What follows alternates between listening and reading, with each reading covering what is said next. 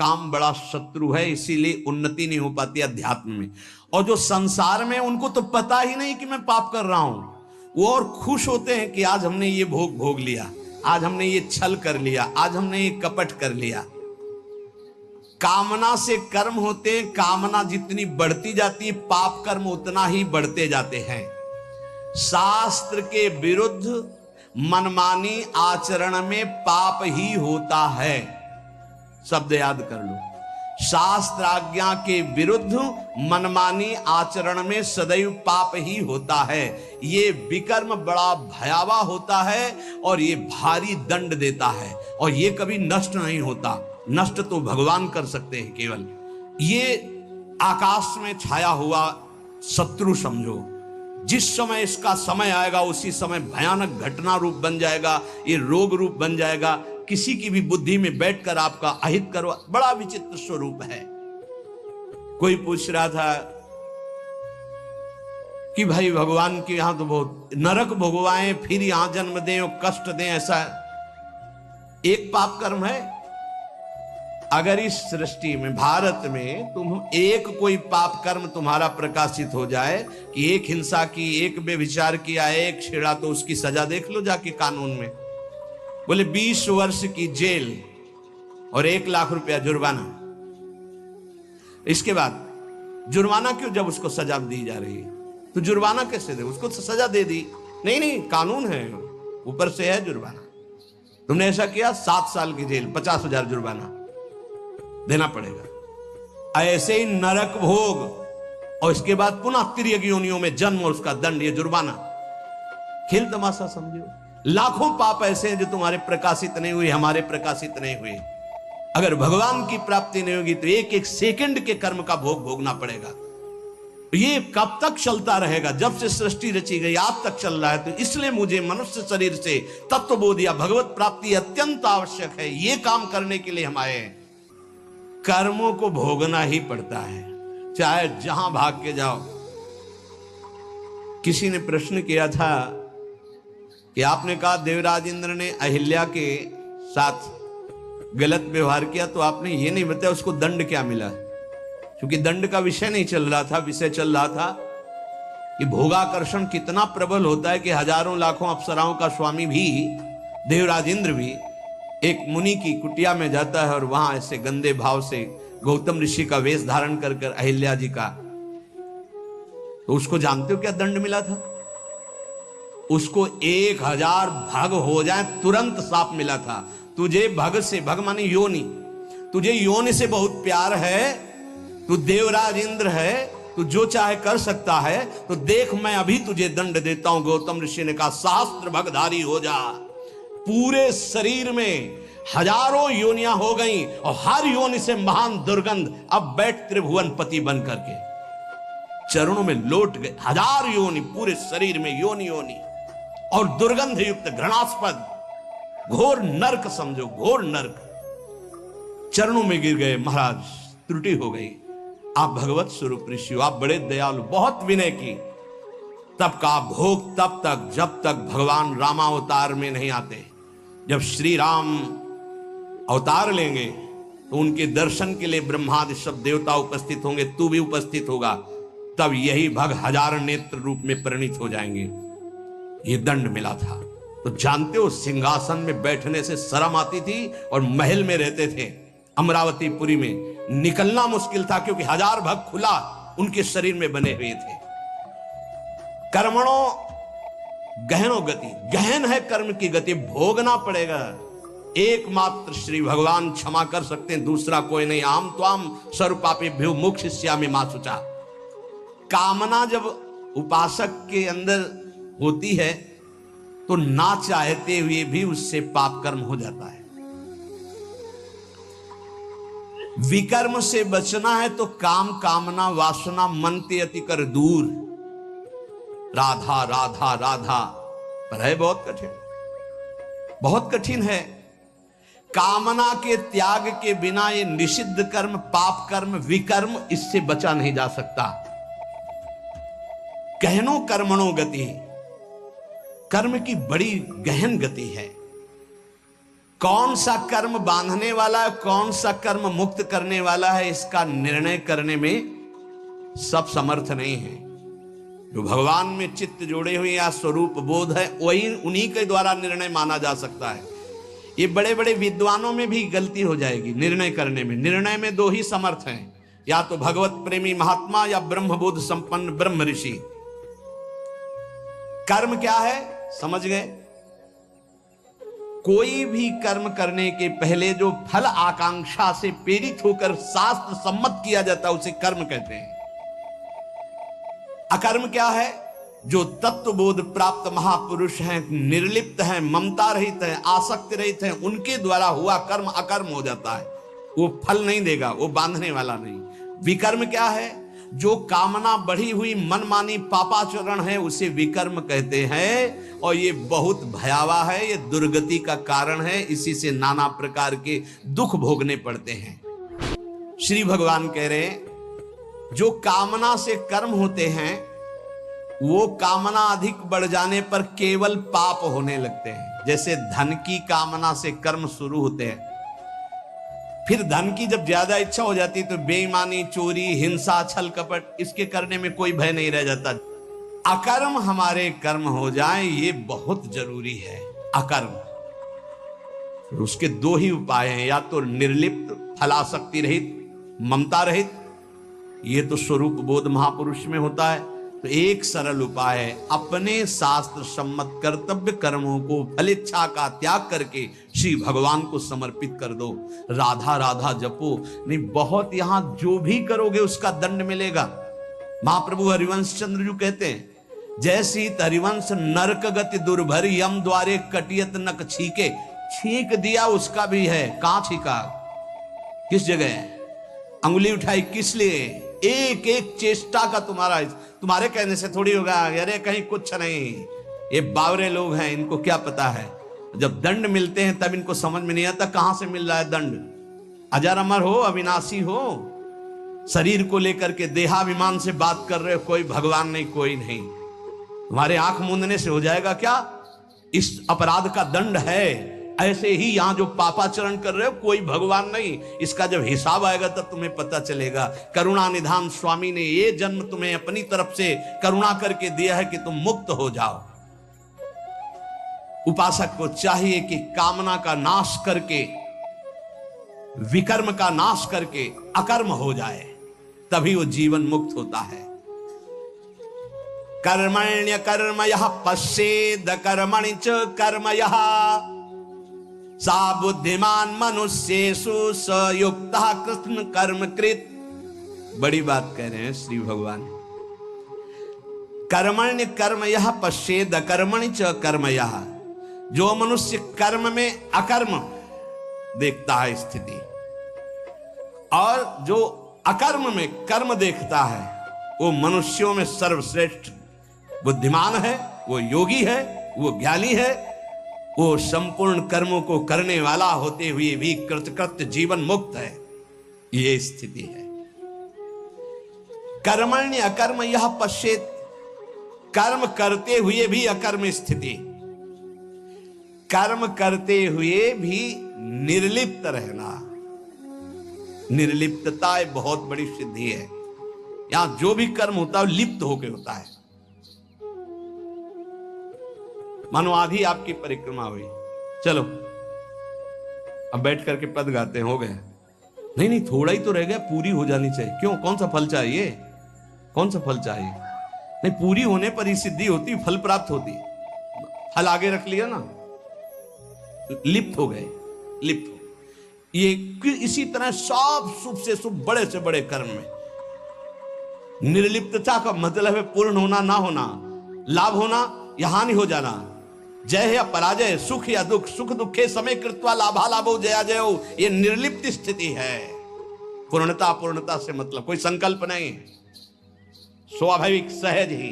आगे इस श्लोक में इसका भी भगवान वर्णन करते हैं। पूरा हुआ कर्म या नहीं पूरा हुआ, फल अनुकूल आया या प्रतिकूल आया, आया या नहीं आया, इससे किसी से मतलब नहीं। निर्लिप्त, शास्त्र सम्मत केवल कर्म बिना किसी संकल्प इच्छा के हो रहा है, यंत्रवत अमुक कर्म मैं करता हूं, इस कर्म का फल ये होता है, ऐसा लक्ष्य रख करके जो भी कर्म किया जाता है वो उसे बांधता है। ध्यान दीजिए, यहां भगवान बहुत सावधानी की बात कर रहे हैं। अमुक कर्म मैं करता हूं, इस कर्म का ये फल है, ऐसी भावना रखकर जो भी कर्म किया जाता है बड़े से बड़ा, वो उसे बांधता है, ना कि मुक्त करता है। प्रत्येक कर्म का आरंभ और अंत होता है, शुरू और विश्राम होता है, इसलिए उसका फल आरंभ और अंत वाला होता है। परंतु हमारी जो दुख निवृत्ति होगी वो नित्य पद में होगी, जो निरंतर है, आनंदमय है, सच्चिदानंदमय है, वो अंत आदि वाला नहीं है। क्रियाएं सब आदि अंत वाली हैं, परिवर्तनशील हैं, उनके फल परिवर्तनशील है। पर जीव फल की इच्छा रख करके ही हर कार्य करता है। अंदर की बात है, बिना फल की इच्छा किए तुम कोई कार्य नहीं करोगे।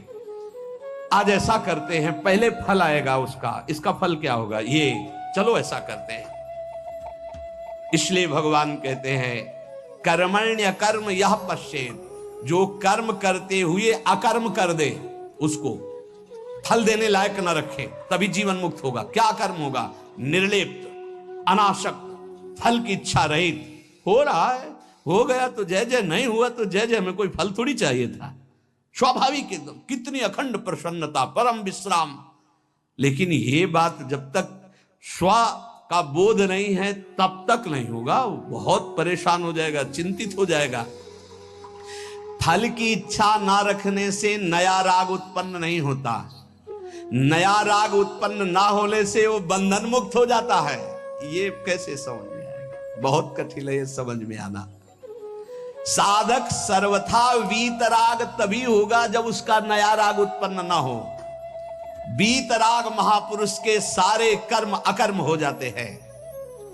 जीव का जन्म, जीव का मरण, जीव को भोग प्राप्ति कर्मों के अनुबंध से होता है, इसी कर्मों के बंधन से। जैसे किसी परिवार में बालक हुआ तो उसमें केवल बालक का ही कर्म नहीं है, पूरे परिवार का साथ में जुड़ा हुआ कर्म है। कोई उसकी मां बना, कोई पिता बना, कोई भाई बना, कोई मित्र बना, कोई पड़ोसी, शत्रु पक्ष का भी है जिसकी जलन हुई कि लड़का हुआ है। ऋणानुबंध, उनमें सैकड़ों हजारों लाखों के कर्म बंधन उस बालक से जुड़े हुए हैं। किसी का वो ऋण चुकाने आया है और किसी से ऋण वसूल करने आया है, किसी का सुख भोगा तो सुख देने आया है और किसी का बदला लेने आया है। सैकड़ों अनुबंध हैं उसके, एक बार जन्म में सैकड़ों कर्मों के अनुबंध हैं। अनेक जन्मों में अनेक लोगों से किया हुआ कर्म उसको भोगना होता है। ये लेन देन का, दुख सुख का, जन्म मरण का व्यापार बहुत समय से चलता आ रहा है, इसको बंद करने का अवसर आ गया है। जन्म मरण से छुटकारा मिलने के लिए हमको मानव देव सत्संग मिला है। इसको बंद करने का उपाय है आगे के लिए कर्जा लेना नहीं, और जिनको कर्जा दे दिए हैं उनका माफ कर दें या वापस ले ले, दुकान बंद करे चले।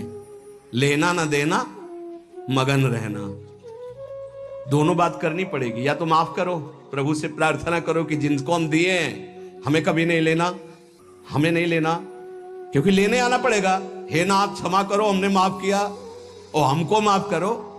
जिनको हो तो प्रभु सामने भेजो और सेवा करवा दो, और या फिर माफ करो। अब लेने देने से हमें मुक्त करो, प्रभु ही करते हैं। जिनसे सेवा करवाई है सेवा करनी पड़ेगी। नया ऋण लेना बंद करो, पुराना ऋण चुका दो, सेवा कर दो, सेवा ले मत। ऋणानुबंध, लेने देने का व्यापार अगर बंद हो गया तो तुम मुक्त हो जाओगे, जन्म मरण बंद हो जाएगा। जैसे दुकानदार अपनी दुकान खत्म करना चाहता हो तो उसे दो काम करने पड़ेंगे। जिसको देना है उसको तो पक्का दे दो,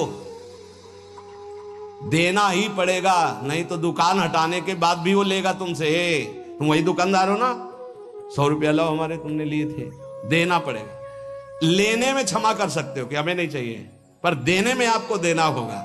जिससे लेना है उसे तो तुम क्षमा कर सकते हो, जाओ हमने माफ किया, लेकिन जिसको देना है वो देना है, नहीं वो तो कहीं भी दुकान खत्म करने के बाद भी मिलोगे तो तुमसे ले लेगा। अगर ये लेना और देना दोनों मिटा पाए इस जन्म में, तभी तो, जैसे कोई गाली दी तो हिसाब है भाई, हिसाब है। और हृदय में पीड़ा हुई ना तो हमने पहुंचाई होगी पीड़ा। राधा राधा राधा, किसी ने धक्का मारा, किसी ने कटु व्यवहार किया, अपमान किया, भगवान हमारे किसी अपराध का मार्जन कर रहे हैं, इसीलिए भक्त सहता है। अपने लिए अब किसी से कोई ऋण ना ले, सेवा किसी भी तरह का कुछ भी ऋण, ये ध्यान रखो, यहां से जाना है, हमें यहां से जाना है। शरीर से प्रेम ना अपने करो ना किसी और के करो, ये छूटने वाला है, जाने वाला है। कब जाएगा अब इसका पता नहीं, शाम के जाएगा कि कल सुबह जाएगा कि दोपहर जाएगा, 10 वर्ष में जाएगा कि 5 वर्ष, जाना है। जब हमें जाना है इस देश से तो फैलावा काहे को फैलाओ, समेट के अटैची बिल्कुल तैयार। मरने से सब जग डरा मेरो मन आनंद, कब मरी हो कब भेटी हो पूर्ण परमानंद। समझ में आ रहा है? मरने वाली अब शकुन वाली बात घर में अगर चला दे तो फिर बहुत ही, हाँ ये आखिरी मृत्यु होनी चाहिए, पर घर परिवार में बातें अब शकुन मानी जाती हैं, मरने की बात नहीं। नहीं क्यों? क्योंकि फिर पापाचरण में रति नहीं होगी अगर मरना दिमाग में रहेगा। नारायण स्वामी ने कहा 2 बात दिमाग में रख लो, एक नारायण को, दूसरी मृत्यु को, क्योंकि जाना है यहां से तो गंदी कमाई काहे को करो, अच्छी कमाई भगवान नाम, दूसरों को सुख प्रदान करना। संसार से जो तुमने ऋण लिया है, अब हम किस किस को जाने किस किस जन्म से क्या लिया है, तो सरकार कह रहे हैं अहम त्वाम सर्व पापे भ्यो मोक्षयिष्यामि मा शुचा। श्री कृष्ण की शरण में हो जाओ, वो लेना देना दोनों का हिसाब कर देंगे। मालिक, नौकर का ऋण मालिक चुकाता है, सेवक का बंधन मालिक मुक्त करता है। कोई भी गड़बड़ी हो जाए तो आगे मालिक को आना पड़ेगा। अगर सही ईमानदार मालिक है तो छाती आगे लगे, नहीं मुझे मार लो, इसको छोड़ दो, जो भी कहो वो मैं दंड स्वीकार कर, इसको छोड़ दो। तुरंत विभीषण पाछे मेला, सन्मुख राम सहयो सोई सेला। ये हमारे स्वामी का स्वभाव है।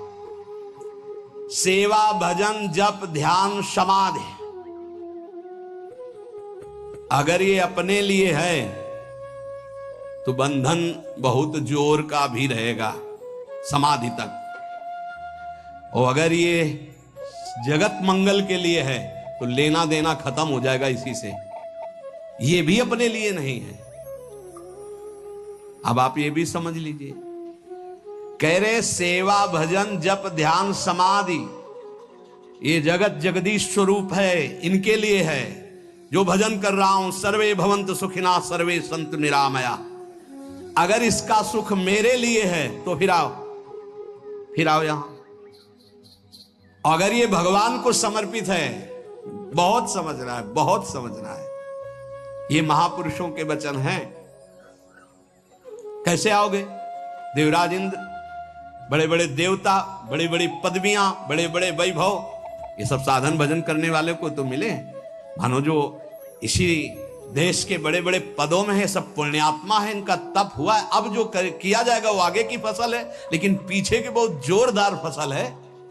अगर मुक्त होना चाहते हो तो भजन भी अपने लिए नहीं है, तो दीहम वस्तु गोविंदम तो भ्रमेयो, लेना न देना मगन रहना, जीवन मुक्त हो गया। अब आपको लगेगा, जानते हो कैसे बात करते हैं महाराज, आज से 1 माला आपके लिए कि आपका रोग ठीक हो जाए, 10 हमारी, 1 माला सिर्फ आपको देगी, इष्ट और गुरु को 1 माला, 10 माला मेरी नहीं भैया, मेरा अस्तित्व नहीं। अब जो कुछ हो रहा है वो सब आपके लिए है, आप जीवन मुक्त हो गए। ये बड़ा सूक्ष्म विषय है, बड़ा सूक्ष्म विषय। जीवन मुक्त होने के लिए आना न जाना, सेवा भजन जप ध्यान समाधि, ये केवल संसार के हित के लिए है।